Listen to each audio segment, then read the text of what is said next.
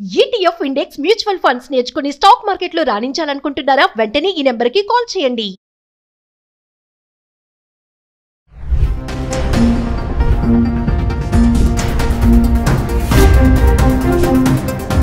నమస్తే, welcome back to Suman TV. ప్రస్తుతం మనతో పాటు ఉన్నారు అడ్వకేట్ డాక్టర్ సల్మాన్ రాజ్ గారు. నమస్తే సార్. నమస్తే. సార్, ఇప్పుడు పాకిస్తాన్ని మళ్ళీ తిరిగి గ్రే లిస్ట్లో చేర్చాలని FATF financial action task force బాగా డిమాండ్ చేస్తుంది. అసలు ఈ FATF అంటే ఏంటి, ఈ గ్రే లిస్ట్, వీటి గురించి ఒకసారి. రీసెంట్గా మనం చూసామంటే ఆపరేషన్ సింధూర్ తర్వాత నరేంద్ర మోదీ గారి గవర్నమెంట్ కూడా డిమాండ్ చేస్తుంది ఏంటి అంటే పాకిస్తాన్ అంతా కూడా టెర్రరిజం ఎంకరేజ్ చేస్తుంది, టెర్రరిజంని ఫండ్ చేస్తుంది, కాబట్టి ఈ కంట్రీని కూడా FATFలో ఇంక్లూడ్ చేయాలని చెప్పి అంటున్నారు. FATF అంటే ఏంటి? Financial action task force. ఈ ఫైనాన్షియల్ యాక్షన్ టాస్క్ ఫోర్స్ అన్నది దీని పేరు గ్రూప్ డి యాక్షన్ కూడా. FATFని గ్రూప్ డి యాక్షన్ అని కూడా అంటారు. గ్రూప్ డి యాక్షన్ అన్నది it's actually derived from French terminology అండి. ఈ గ్రూప్ డి యాక్షన్ అన్నది it's actually intergovernmental organization. Intergovernmental organization అంటే ఏంటి? ఈ G7 సమిట్ కంట్రీస్ ఏవైతే ఉన్నాయో, ఈ G7 కంట్రీస్ అన్నీ కూడా స్టార్టింగ్ G7 స్టార్ట్ చేసినప్పుడు వీళ్ళంతా కూడా కలెక్టివ్గా ఈ ఆర్గనైజేషన్ ఒకటి డెవలప్ చేయాలని చెప్పి FATF పెట్టుకున్నారు.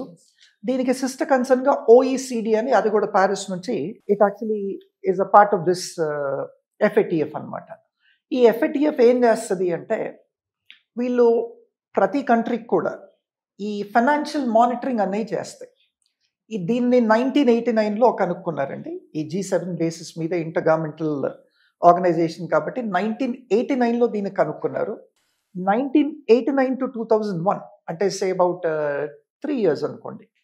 ఈ 3 years వరకు వీళ్ళు they were only anti money laundering మీదే వీళ్ళు కాన్సన్ట్రేట్ చేసేవాళ్ళు, FATF వాళ్ళు. 2001 తర్వాత ఏంటి, ఈ కంట్రీస్ అంతా కూడా ఇంటర్ గవర్నమెంటల్ కంట్రీస్ కలిసి దే టుక్ అ మ్యాండేట్. ఎందుకంటే అప్పటికి 2001లో టెర్రరిజం వాజ్ యాక్చువల్లీ ఇంక్రీజింగ్. ఈ టెర్రర్ యాక్టివిటీస్ అన్నవి వేరే కంట్రీస్లో ఎట్లా అవుతున్నాయి? ఫైనాన్షియల్ ఫండింగ్ వల్లే కదా. ఈ ఫైనాన్షియల్ ఫండింగ్ ఎక్కడి నుంచి వస్తున్నాయి, ఏ కంట్రీస్ ఫైనాన్షియల్ ఫండింగ్ చేస్తున్నాయి అని చెప్పి దాని మీద దృష్టి పెట్టి 2001లో యాంటీ టెర్రరిజం అన్నది కూడా వీళ్ళు మ్యాండేట్గా ఇంక్లూడ్ చేసుకొని అప్పటి నుంచి వీళ్ళు ఈ యాంటీ టెర్రరిజంని కూడా మానిటర్ చేయడం జరుగుతుంది. యాంటీ టెర్రరిజం యాక్టివిటీస్ అన్నిటి కూడా అరికట్టాలి. ఈ టెర్రరిజం యాక్టివిటీ ఎట్లా జరుగుతుందంటే ఎక్కడి నుంచో ఒక చోట నుంచి ఫైనాన్షియల్ ఎయిడ్ వస్తుంది. ఫైనాన్షియల్ ఎయిడ్ కానీ, ఫైనాన్షియల్ అసిస్టెన్స్ కానీ, ఫైనాన్షియల్ ఎయిడ్, ఫైనాన్షియల్ అసిస్టెన్స్ రావటం వల్లే ఈ టెర్రర్ యాక్టివిటీస్ జరుగుతున్నాయి. కాబట్టి 2001 నుంచి వీటి మీద వీళ్ళు దృష్టి పెట్టి యాంటీ టెర్రరిజం మీద వీళ్ళు యాక్చువల్లీ ఒక మ్యాండేట్ తీసుకున్నారు. మ్యాండేట్ తీసుకున్నాక ఇప్పుడు ఏమవుతుందంటే వీళ్ళు 2 లిస్టులు తయారు చేశారు. ఒకటి బ్లాక్ లిస్ట్, ఇంకోటి గ్రే లిస్ట్. బ్లాక్ లిస్ట్ అంటే ఏ కంట్రీ అయితే టెర్రర్కి సంబంధించి, టెర్రర్ యాక్టివిటీస్కి సంబంధించి ఫైనాన్సెస్ ఇస్తుందో, ఫైనాన్షియల్ సపోర్ట్ వస్తుందో. అంతకుముందు we have seen many other countries. అంతకుముందు we have seen Afghanistan, Pakistan, ఇవన్నీ కూడా, సమ్ పార్ట్స్ ఆఫ్ రష్యా, తర్వాత కొన్ని చోట్ల Paris and some parts of Germany. ఇక్కడంతా కూడా we have seen a lot of terror activity. వీటికి ఏ కంట్రీస్ యాక్చువల్లీ ఫైనాన్షియల్ ఎయిడ్ని ఇస్తున్నాయి, వీటన్నిటి కూడా we have an other organisation called internationally monetary fund అని. It's an international organisation. ఇది world bank and all the other things are included in that. వీళ్ళు ఏం చేస్తారంటే కంట్రీస్ అన్నిటి కూడా they actually give loans, they give financial aid, they give financial assistance. అంతకుముందు Pahalgam attacks అప్పుడు చూసాము, India demanded that the IMF aid should not be given to Pakistan. The IMF assistance should not be given to Pakistan అని చెప్పి India demand చేయడం జరిగింది. ఇప్పుడు India ఏమంటుందంటే ఈ పాకిస్తాన్ అనే ఈ కంట్రీని టెర్రరిజం యాక్టివిటీ ఎక్కువ ఉంది కాబట్టి వీటిని FATFలో మనం ఇంక్లూడ్ చేయాలి. FATFలో ఇంక్లూడ్ చేస్తే బ్లాక్ లిస్ట్ చేసినా గ్రే లిస్ట్ చేయాలి. గ్రే లిస్ట్ చేయటం వల్ల ఏమవుతుందంటే ఆ గ్రే లిస్ట్లో ఈ పాకిస్తాన్ అనే కంట్రీని, పాకిస్తాన్ని కనుక మనం గ్రే లిస్ట్లో, FATF గ్రే లిస్ట్లో చేస్తే చాలా క్లోజ్లీ మానిటర్ అవుతుంది. గ్రే లిస్ట్లో FATF ఏం చేస్తుందంటే పాకిస్తాన్కి కొన్ని యాక్షన్ ప్లాన్స్ ఇస్తాయి. ఈ యాక్షన్ ప్లాన్స్ కంపల్సరీగా FATFలో ఇంక్లూడ్ అయ్యి ఉంది కాబట్టి పాకిస్తాన్ దాన్ని కంపల్సరీ మెయింటైన్ చేయాల్సి ఉంటుంది. FATF ఏ యాక్షన్ ప్లాన్ చెప్తే ఫైనాన్సెస్కి ఆ యాక్షన్ ప్లాన్ ఫాలో చేయాలి. ఒకవేళ ఫాలో చేయకపోతే they will be severe action will be there. Financial aid కానీ ఫైనాన్షియల్ అసిస్టెన్స్ కానీ ఆ కంట్రీకి ఇమీడియట్లీ స్టాప్ చేయడం జరుగుతుందండి. ఇది కాకుండా FATF డ్యూటీ ఏంటి అంటే, FATF దేని మీద చేస్తుందంటే యాంటీ మనీ లాండరింగ్.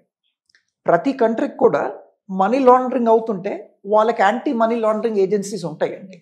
సో ఈ యాంటీ మనీ లాండరింగ్ ఏజెన్సీస్ ఉంటాయి. దీనికి యాంటీ మనీ లాండరింగ్కి స్పెషల్ కోర్ట్స్ కూడా ఉంటాయి. మన దగ్గర ఇండియాలో PMLA అంటారు, prevention of money laundering act అని ఉంది.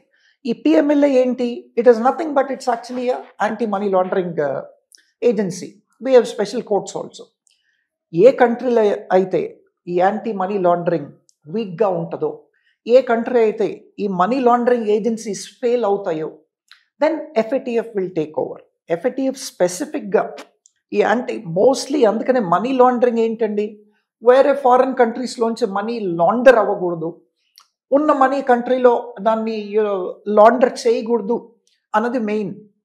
కాబట్టి FATF తీసుకున్నప్పుడు ఈ దేశాల్లో వాళ్ళ యాంటీ మనీ లాండరింగ్ అనేది ఫెయిల్ అయినప్పుడు, వాళ్ళ ఏజెన్సీస్ సరిగ్గా చేయలేనప్పుడు FATF will take over. FATF take over చేసి ఏం చేస్తుంది, వీళ్ళకి యాక్షన్ ప్లాన్ ఒకటి ఇస్తుంది.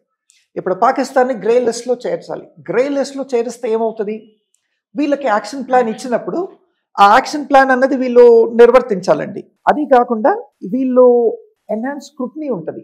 By whom? By FATF. ఒకటి యాక్షన్ ప్లాన్ ఉంటుంది, రెండోది ఈ దేశాల మీద ఎన్హాన్స్డ్ స్క్రూటినీ ఉంటుంది.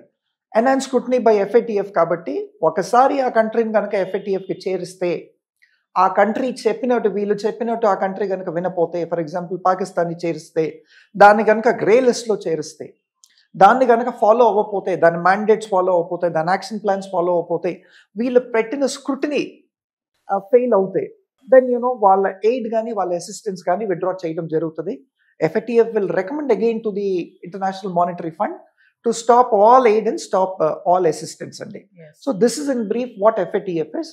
కాబట్టి ఇండియా ఇస్ డిమాండింగ్ పాకిస్తాన్ని కూడా FATFలో చేర్చాలి. ఆ FATF గ్రే లిస్ట్లో చేర్చాలి. బ్లాక్ లిస్ట్లో చేరిస్తే అంతగా ఉపయోగం ఉండదు కాబట్టి they said it should be in the grey list.